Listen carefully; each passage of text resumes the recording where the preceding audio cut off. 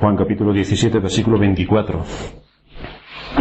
Padre, aquellos que me has dado, quiero que donde yo estoy, también ellos estén conmigo, para que vean mi gloria que me has dado, porque me has amado desde antes de la fundación del mundo. Ya hemos estado viendo a Cristo en el ejercicio de sus funciones aquí en la tierra, tanto como sacerdote que oficia, como siendo la víctima que es ofrecida para pagar el pecado de su pueblo. Hicimos un recorrido de su actividad sacerdotal, no solamente en la tierra, sino también en el cielo. Y hemos visto que Cristo, como sumo sacerdote, consuela y acude a socorrer a aquellos que son tentados. Que Cristo administra con autoridad los asuntos de la Iglesia. Que Cristo lleva a cabo la intercesión a favor de aquellos que salvó allí en el cielo. Y que Cristo garantiza el que nosotros seamos aceptados delante de Dios, que nuestra adoración sea aceptada delante de Dios y que nuestra vida sea aceptada delante de Dios. Así que la actividad de Cristo, al ser nombrado sumo sacerdote, implica, por el oficio que representa nuestro Señor, su papel de mediador, su papel de víctima y su oficio de intercesor. Todo eso es lo que conlleva el sacrificio, el sumo sacerdocio de Cristo. En Hebreos 7:25 leemos que puede también salvar perpetuamente a los que por él se acercan a Dios, viviendo siempre para interceder por ellos. Si estábamos haciendo hincapié en este oficio de Cristo, en esta labor intercesoria continua que lleva a cabo de forma permanente en los cielos. Este pasaje está dentro de una sección grande de la epístola, donde se desarrolla el tema de Cristo como sumo sacerdote, y en el capítulo 7 concretamente se quiere aclarar que Cristo es sacerdote según un orden superior al de Leví, que es de donde venían los sacerdotes. Recordaréis que de las 12 tribus de Israel, solamente una se dedicaba al sacerdocio, que era la tribu de Leví, que no entró a participar en el reparto de las tierras, sino que las tierras se repartieron, las tierras de Canaán, cuando tomaron posesión de ellas, se repartieron entre 11 tribus y quedó aparte de la tribu de Leví, que se tenía que dedicar al ministerio. Y el diezmo de las 11 tribus iba dedicada a la tribu de Leví, que por esa razón se quedó sin reparto de las tierras, para que sus hermanos les diesen el diezmo de todo lo que produjeran y ellos se pudieran dedicar al servicio del ministerio. Bien, pues ocurre, y es lo que nos está expresando el capítulo 7 de Hebreos, se quiere aclarar que Cristo es sacerdote según un orden superior al de la tribu de Leví, que eran los que estaban dedicados exclusivamente al ministerio. Y el orden al que Cristo corresponde es al de Melquisedec. Por eso hemos leído en la introducción los versículos iniciales del capítulo 7 de Hebreos, que nos habla allí de un rey sacerdote llamado Melquisedec, y que estaba en la ciudad histórica de Salem, que luego fue Jerusalén, y que era no solamente rey de justicia, sino también rey de paz.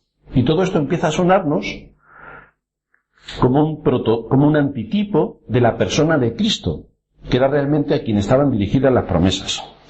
El escritor, desde luego, de la carta a los Hebreos llama la atención al hecho de que la dignidad de este sacerdote y rey debía ser notable.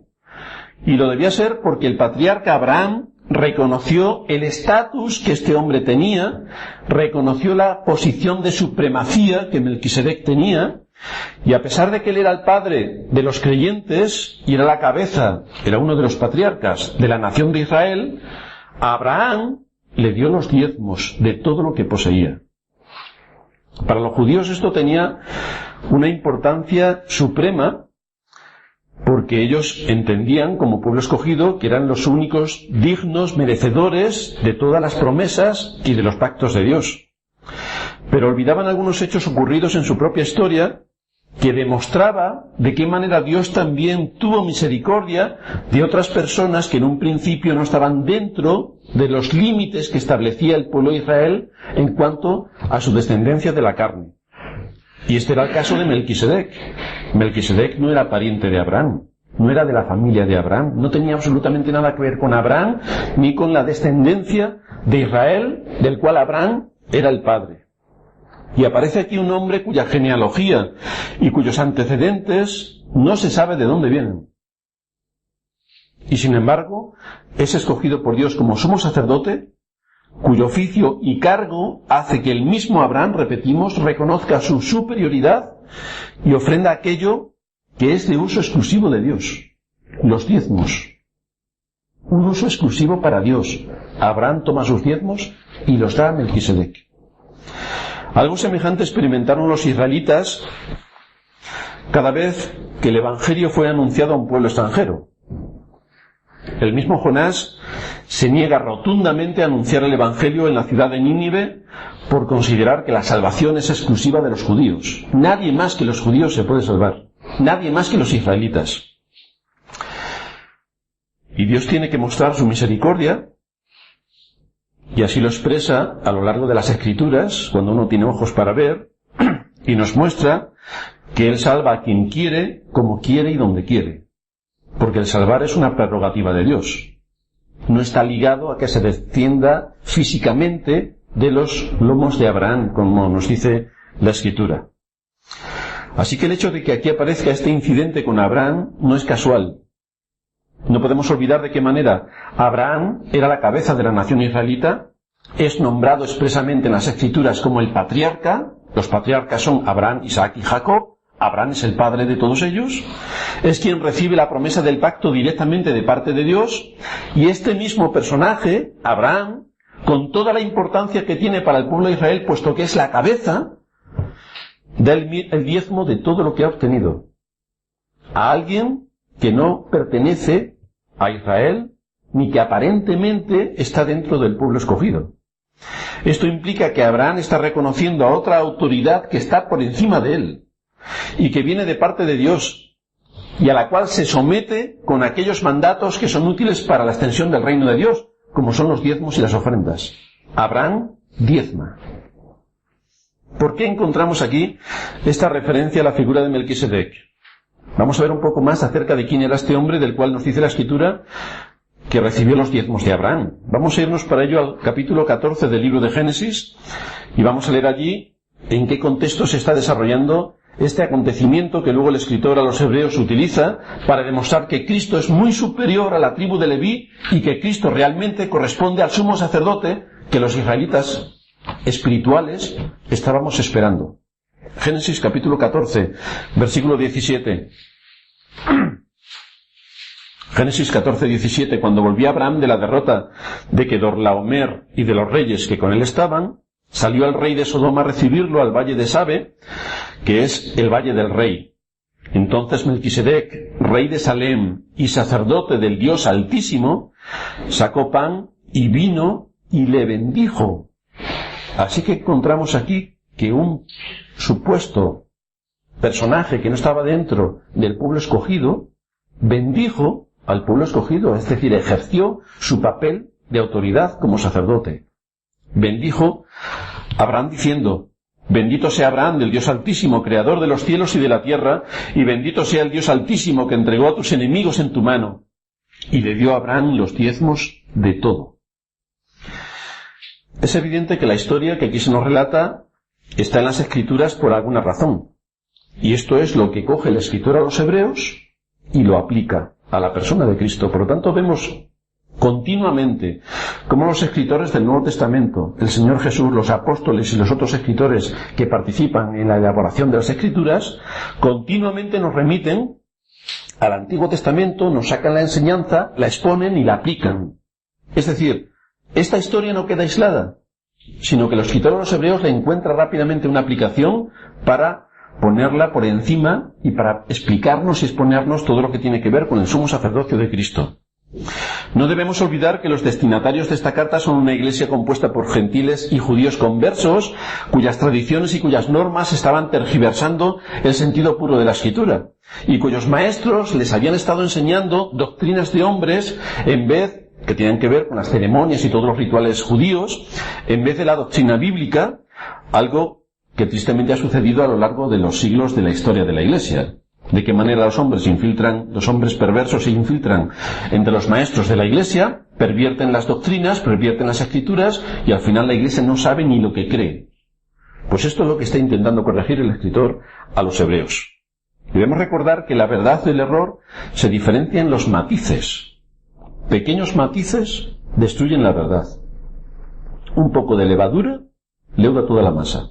Por lo tanto, tenemos que ser muy sensibles a lo que nos está diciendo la Escritura y enormemente críticos con la enseñanza que recibimos para saber si se ajusta a la Escritura y si esto compone una unidad con el resto de la estructura de la Escritura, porque tiene que mantener un cuerpo completo con la Escritura en general. Y esto es lo que está haciendo aquí el escritor a los Hebreos. Está argumentando la razón de por qué Cristo era sumo sacerdote sin necesidad de pertenecer a la tribu de Leví. ¿Por qué Cristo en Juan 17 está orando a su Padre como sumo sacerdote? ¿Por qué Cristo intercede por nosotros? ¿Por qué Cristo se tuvo que preparar para ser no solamente el que oficiaba el sacrificio, sino también la víctima? ¿Por qué Cristo tuvo que llevar a cabo todo este papel? A nosotros nos puede parecer insignificante el que se nos diga que Cristo es nuestro sumo sacerdote, porque lo tenemos más o menos asumido. Pero esto no queda claro visto desde la perspectiva de los judíos. ¿Cómo vamos a aceptar, pensaban ellos, a un sumo sacerdote sobre la casa de Dios si no viene de la línea genealógica de Leví, que es a quien Dios instituyó para que llevase a cabo el sacerdocio? Esto era un verdadero problema para argumentar a favor del sumo sacerdocio de Cristo, el sacrificio de Cristo, su papel intercesor, todo lo que Cristo hace en favor de su pueblo. Para estos judíos conversos era sumamente difícil aceptar la llegada de nuestro Señor como la llegada del Mesías. ¿Realmente este era el Mesías que estábamos esperando? ¿Realmente apuntaban las profecías hacia la figura de Cristo?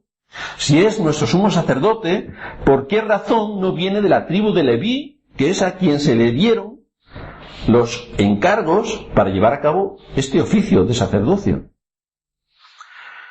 Las doctrinas humanas en general habían puesto pesadas cargas sobre los que guardaban la religión. El Señor dice en Mateo 23:2, porque atan los fariseos con toda su parafernalia y con todas sus doctrinas de hombres. El Señor dice, porque atan cargas pesadas y difíciles de llevar y las ponen sobre los hombros de los hombres. Con lo cual, con todas las doctrinas de hombres, la verdad es que se oculta completamente la luz del Evangelio que está en Cristo. La idea que los judíos tenían acerca del Mesías estaba completamente politizada.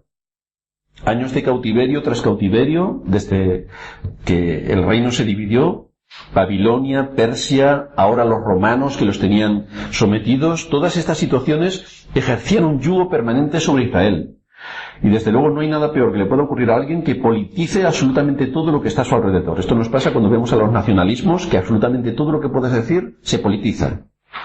Y lejos de interpretar correctamente las profecías que hablaban sobre el Mesías, que hablaban sobre su llegada a este mundo para salvar del pecado al hombre, los acontecimientos históricos y políticos en los que se veían envueltos les hacían interpretar erróneamente la llegada de Cristo, porque ponían su perspectiva nacionalista por encima de lo que la Escritura les estaba enseñando.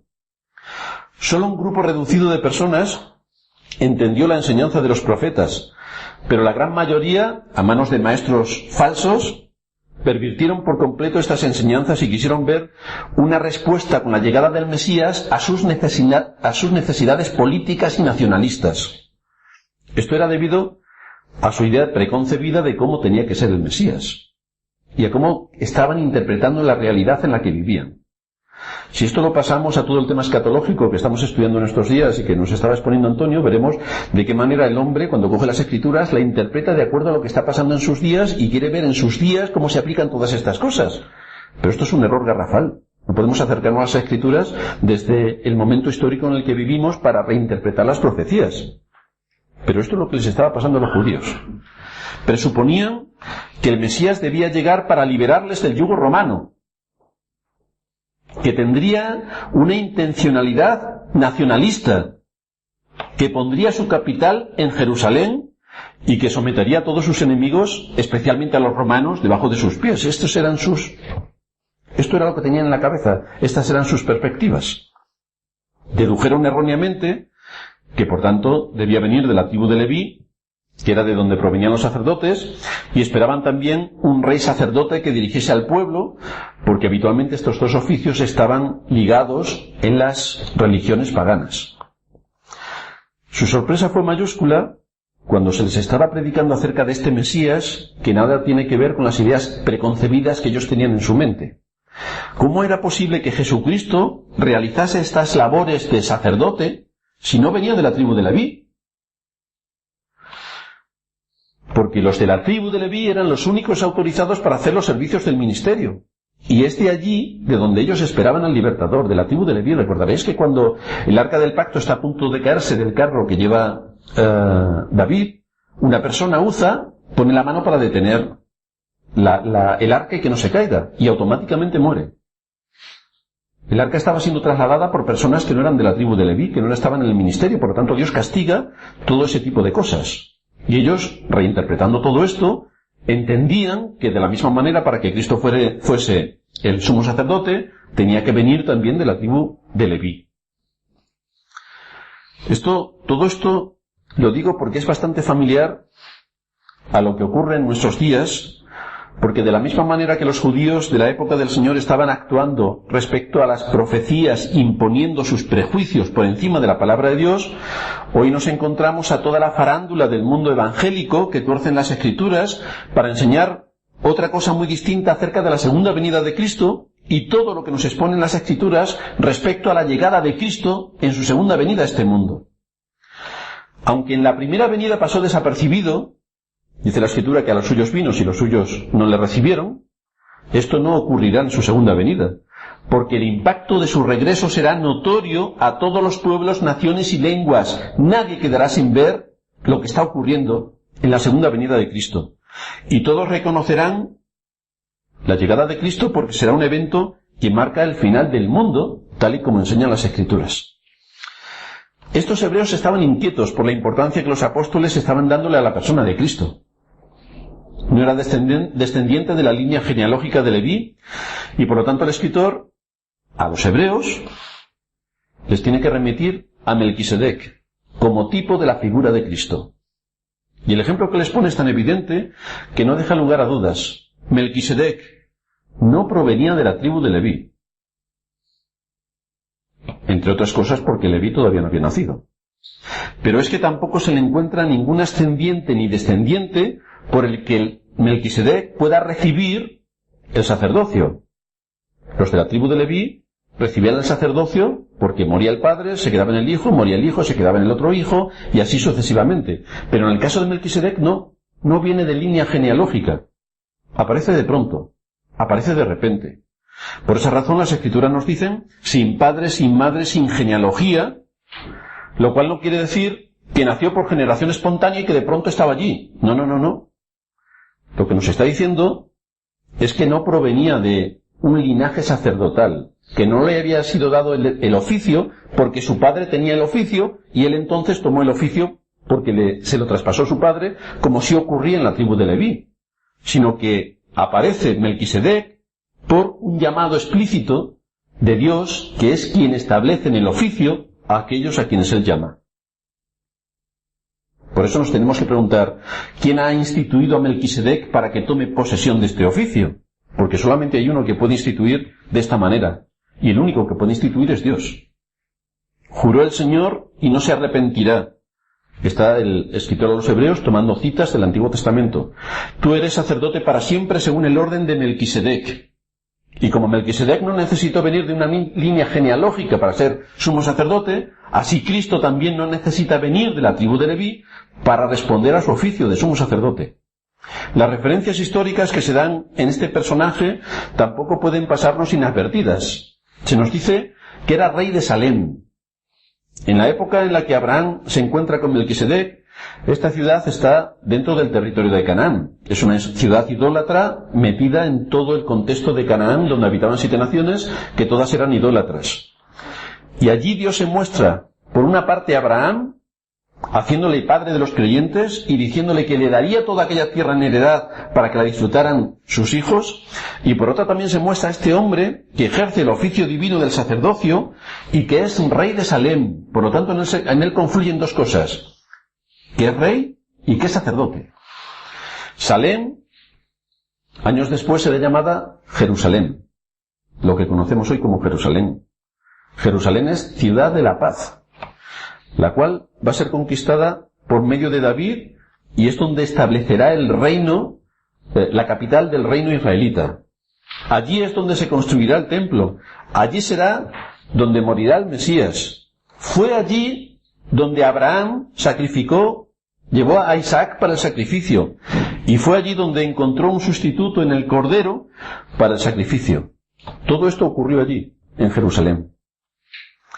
¿Por qué a Jesús se le considera, por tanto, sumo sacerdote? Esa era la pregunta que había en el corazón de los judíos, que habían visto cómo este hombre moría crucificado, cómo era acusado de sedición, pero también comprobaron de qué manera ocurrieron señales en el cielo tan anormales que aquello debía tener otra explicación, porque hubo señales portentosas en el Evangelio de Mateo capítulo 27, a partir del versículo 51, se nos dice que cuando Cristo murió, el velo del templo se rasgó en dos. El velo del templo no era un tejido muy suave que uno lo puede romper con dos dedos. Era una cortina labrada formidablemente y gruesa. Por lo tanto, aquello no se partía así como así. Pero aquí vemos cómo el velo se rasgó en dos de arriba a abajo. Lo normal es que se rasgue de abajo a arriba porque abajo es por donde entran las personas y del uso puede entenderse que se rasgue, pero no, se rasgó al revés, evidenciando que era Dios quien estaba rasgando el velo para permitir a los creyentes entrar al lugar santísimo, donde antes solamente podía entrar el sumo sacerdote. La tierra tembló, nos dice la Escritura, las rocas se partieron, se abrieron los sepulcros y muchos cuerpos de santos que habían dormido se levantaron, y saliendo de los sepulcros, después de la resurrección de él, vinieron a la santa ciudad y aparecieron a muchos. El centurión y los que estaban con él guardando a Jesús, visto el terremoto y las cosas que habían sido hechas, temieron en gran manera y dijeron, verdaderamente este es el Hijo de Dios. Por tanto hubo señales y prodigios portentosos que no dejaban lugar a dudas del papel con el que Cristo vino a este mundo. El escritor explica a los creyentes de qué manera no fue necesario que Melquisedec viniera de una casta sacerdotal para ser sumo sacerdote. Y no era necesario porque fue Dios quien lo había constituido sumo sacerdote. No necesitaba venir de un padre sumo sacerdote para ser el hijo sumo sacerdote a la muerte del padre, sino que Dios lo constituyó con este oficio. Y esto era igual que lo que había ocurrido con Cristo, de quien las profecías hablaban continuamente, diciendo, tú eres sacerdote para siempre, según el orden de Melquisedec. Es decir, no te hace falta venir de la línea genealógica de Leví para cumplir el oficio sacerdotal. Y mientras que los otros sacerdotes se mueren y tienen que dar paso a sus hijos, en el caso de Cristo, la muerte no le afecta, porque vive para siempre. Es un orden establecido por la palabra de Dios y no por la ley de los hombres. Melquisedec, rey de Salem, título que también recibe nuestro Señor, rey de paz. ¿No es Cristo nuestro rey de paz? ¿No es nuestro príncipe de paz? En numerosas ocasiones en la Escritura se nos habla de Jerusalén. Lejos de ser la capital de un estado, Jerusalén es el símbolo de la iglesia redimida. La iglesia, cuando todos estemos en nuestra Jerusalén celestial, en Apocalipsis capítulo 21, versículo 2, nos dice allí Juan, que vio la santa ciudad, la nueva Jerusalén, descender del cielo de Dios, dispuesta como una esposa ataviada para su marido. Aquí nos imaja la Escritura como la esposa de Cristo, a la iglesia. Está hablando de Jerusalén celestial. El rey de la iglesia es Cristo. Así que Melquisedec fue conectado con esta Jerusalén celestial mucho antes de que la ley ceremonial fuese dada. Moisés todavía no se había impartido todo lo que los ritos ceremoniales iban a hacer respecto a las sombras en cuanto a Cristo.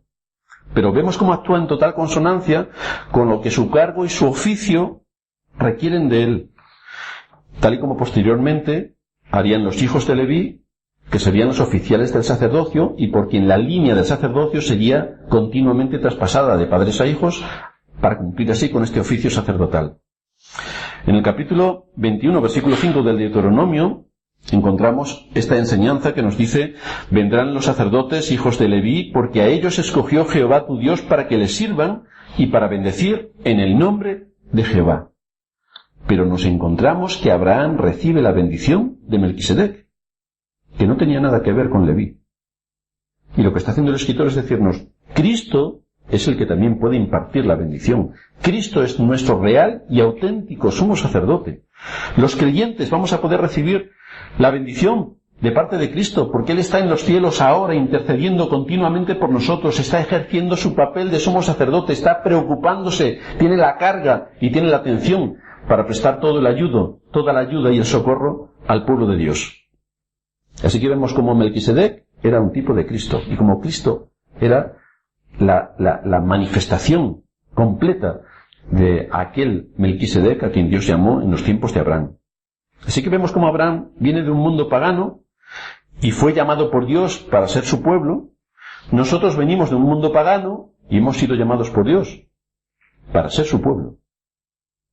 Melquisedec fue llamado expresamente por Dios para ejercer el sacerdocio y llegó a ser el intermediario entre Abraham y Dios. Porque Melquisedec recibe los diezmos y Melquisedec bendice a Abraham. Está haciendo un papel de sumo sacerdote.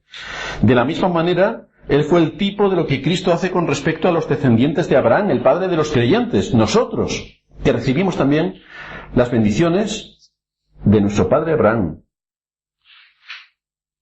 Pero a diferencia de Melquisedec, Cristo ejerce un sacerdocio inmutable porque Melquisedec se murió. El asunto es, lo que establece la Escritura, es que Cristo ejerce un sacerdocio inmutable. Actúa como intermediario de Dios, actúa como intermediario de los hombres delante de Dios. Intercede por nosotros delante de Dios. Y nos presenta ante Dios a través de su sacrificio expiatorio. Todo esto es el gran despliegue que Cristo hace en su papel de sumo sacerdote.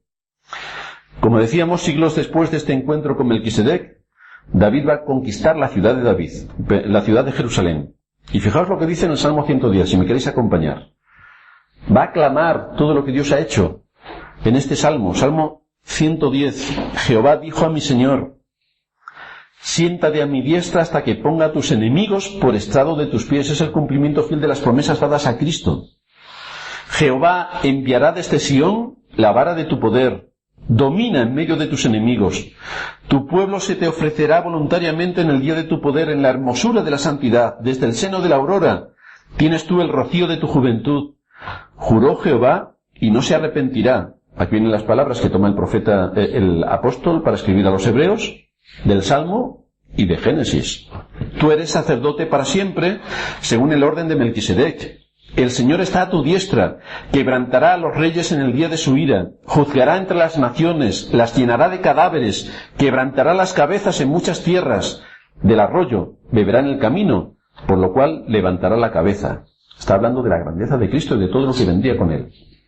Claro que tomando este salmo e interpretándolo desde la perspectiva nacionalista judía, quiere decir otras cosas distintas. Pero Cristo vino para salvar del pecado y del dominio del pecado al hombre, no para salvarlo del yugo romano, no. Vino para para redimirnos del yugo del pecado. Y este breve matiz, por eso decía que la verdad de la mentira se diferencia en los matices, este breve matiz hizo que los judíos no pudieran ver la hermosura del rey que vino a traerles el Evangelio. Este sacerdote eterno del Dios Altísimo vendría a través del linaje real de David. Ahí sí que vendría de la tribu de David, que era la tribu de Judá. Y hacía eco de las palabras proféticas de Jacob. Vámonos a Génesis capítulo 49 y vamos a leer allí el versículo 8, donde se nos está exponiendo una profecía. Génesis 49, 8. Judá, te alabarán tus hermanos, tu mano en la cerviz de tus enemigos. Pero fijaos siempre cómo si interpretamos esto desde la perspectiva nacionalista, vamos a entender una cosa, y si lo interpretamos como tenemos que interpretarlo en el contexto de las Escrituras, vamos a entender otra. Versículo 8. Judá, te alabarán tus hermanos, tu mano en la cerviz de tus enemigos, los hijos de tu padre se inclinarán a ti. Cachorro de león, Judá, de la presa subiste, hijo mío. Se encorvó, se echó como león, así como león viejo. ¿Quién lo despertará? No será quitado el cetro de Judá, ni el legislador de entre sus pies, hasta que venga Silo, y a él se congregarán los pueblos. No será quitado el cetro. ¿De quién nos está hablando? De la persona de Cristo. Un rey que vive y permanece para siempre. De Judá, por tanto, vendría el libertador, vendría Cristo. La brusca puesta en escena de este personaje, de Melquisedec, y su repentina desaparición, porque aparece y desaparece de repente, nos muestra también, por antítesis, el sacerdocio eterno de Cristo. Un sacerdocio muy superior y perfecto al de Aarón, ya que todos aquellos sacerdotes, como sabemos, murieron y no pudieron permanecer en el oficio. Pero Cristo venció la muerte, resucitando, y manifestando su poder a su pueblo, garantizándonos la redención por medio de su sacrificio expiatorio y viviendo continuamente para interceder por nosotros. Los adjetivos que califican a este hombre también son directamente dirigidos a la persona de nuestro Señor Jesucristo. Se le llama Rey de Justicia y Rey de Paz. De la descendencia de David iba a salir este Rey que dominaría por siempre. Vámonos al Salmo 72 y vamos a ver de la misma manera cómo confluyen todas las Escrituras en el Rey que estaban esperando los judíos, pero que vino a reinar sobre su pueblo, el Israel espiritual. Salmo 72, versículo 7. Florecerá en sus días justicia y muchedumbre de paz hasta que no haya luna. Dominará de mar a mar y desde el río hasta los confines de la tierra. Ante él se postrarán los moradores del desierto y sus enemigos lamerán el polvo. Los reyes de Tarsis y de las costas traerán presentes. Los reyes de Sabá y de Seba ofrecerán dones. Todos los reyes se postrarán delante de él. Todas las naciones le servirán. Cristo en su segunda venida someterá a todos sus enemigos por estrado de sus pies. No tendrá misericordia de sus enemigos, por mucho que nos digan otro tipo de corrientes cristianas que al final de cuentas, como Dios es muy bueno, pues perdonará a todo el mundo y aquí no ha pasado nada. Pues no es esta la enseñanza que encontramos en las Escrituras. ¿Cuál es la justicia que Cristo imparte? Su justicia va directamente hacia su pueblo. El sumo sacerdote se sacrifica, se ofrece como sacrificio para aplacar la ira de Dios, para que la justicia de Dios no caiga sobre nosotros, sino sobre Él. Por eso es Cristo justicia nuestra. Él absorbe toda la maldición de la ley. Él absorbe sobre sí, en su sacrificio, todo lo que nosotros teníamos, todo lo que la ley tenía en contra de nosotros, todas nuestras deudas delante de la ley. Y por esa razón podemos presentarnos nosotros delante de Dios.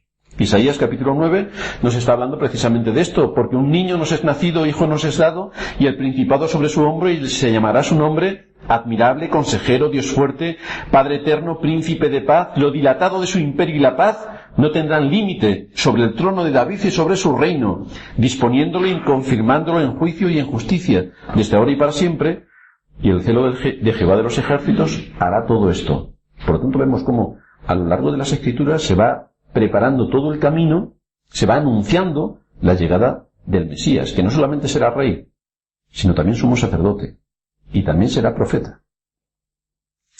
Se le llama Rey de Paz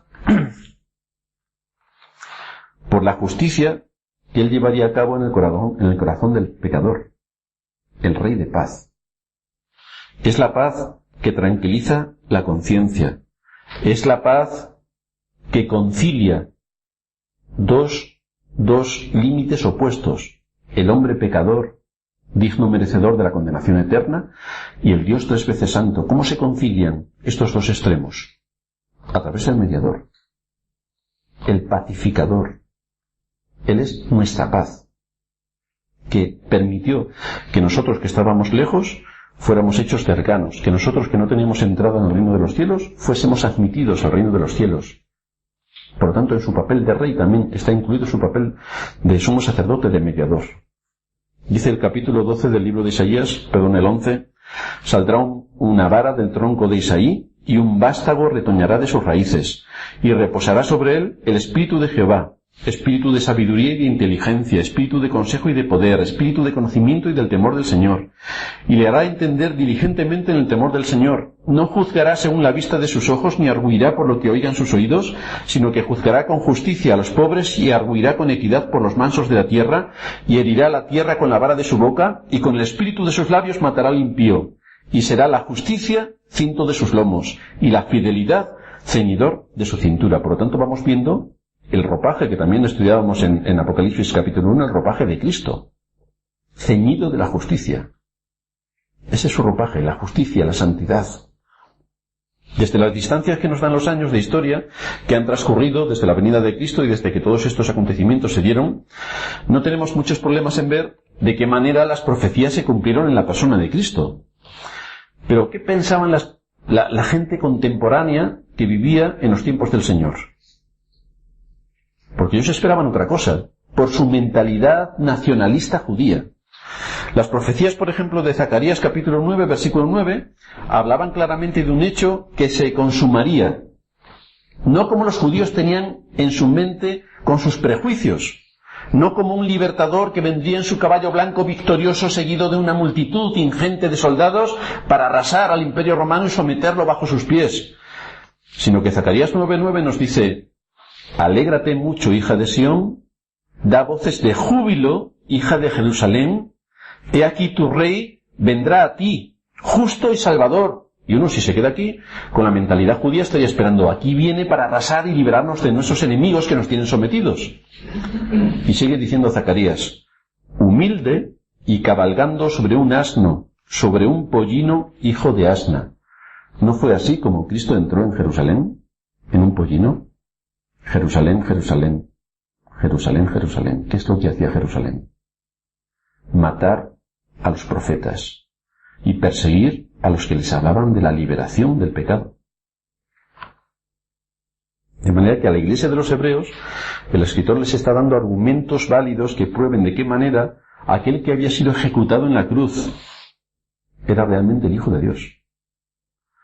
El Mesías anunciado por los profetas, el Cordero que había sido inmolado desde antes de la fundación del mundo, pero que había sido presentado en estos posteros tiempos por amor a nosotros. El hecho, por tanto, de que aparezca Melquisedec sin antecedentes de ningún tipo y que desaparezca tan misteriosamente nos muestra de qué manera Dios llama a los hombres pecadores para oficios santos. No porque nuestro padre haya sido cristiano, yo soy cristiano.